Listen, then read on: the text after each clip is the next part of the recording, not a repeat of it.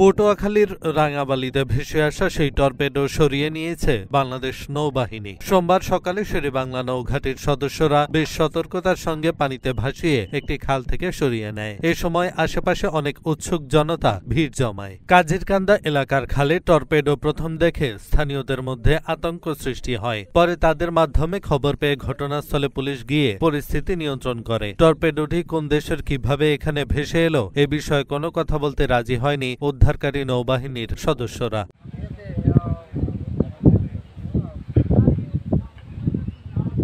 এর আগে গতকাল রোববার দুপুরে ২৭ ফুট দৈর্ঘ্য ও ৩ ফুট প্রস্থের টর্পেডোটি বঙ্গোপসাগর থেকে রাবনাবাদ চ্যানেল হয়ে রাঙাবালির মৌডবি ইউনিয়নের মিরকান্দা গ্রামের ভাঙার খালে ভেসে আসে। বর্তমানে এটি শেরেবাংলা নৌঘাটিতে নেওয়া হয়েছে। এ বিষয়ে কোস্টগার্ড বলছে, এটি প্রাথমিকভাবে টর্পেডো বলে আমরা ধারণা করছি। টর্পেডো হচ্ছে এক ধরনের স্বচালিত অস্ত্র। এটি পানির নিচে কিংবা ওপরে বিস্ফোরক ওয়ারহেড বহন করে এবং লক্ষ্যবস্তুর কাছাকাছি আসার পর বিস্ফোরিত হয়। সাবমেরিন কিংবা যুদ্ধজাহাজ ধ্বংসে এটি নৌবাহিনী ব্যবহার করে থাকে।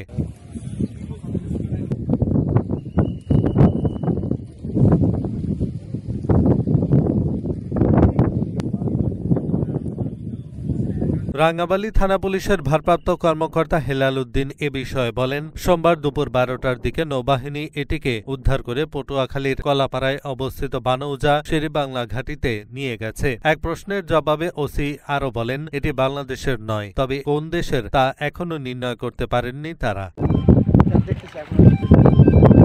এহসানুল হক, ঢাকা পোস্ট।